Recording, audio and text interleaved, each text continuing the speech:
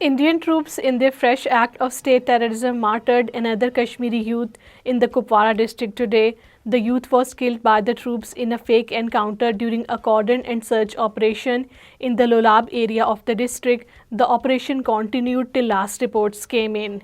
Kashmiris on both sides of the line of control and around the world observed the Jammu Martyrs Day today to honor the memory of the tens of thousands of the Muslims who were brutally massacred in the Jammu in November 1947. The day serves as a reminder of the sacrifices made by the martyrs and reinforces the Kashmiri people's commitment to their struggle of self-determination.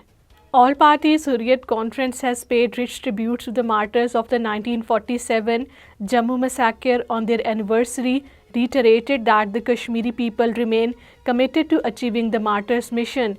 In the separate messages from the India's Tihar jail, APHC chairman Massarat Aalam and Shabbir Ahmed Shah affirmed that the unparalleled sacrifices of the Jammu martyrs remain deeply honored by the Kashmiri people. Indian Army has introduced the ASMI machine pistol, a versatile pistol-cum-machine gun for door-to-door searches and house raids, deploying 550 units in occupied Kashmir.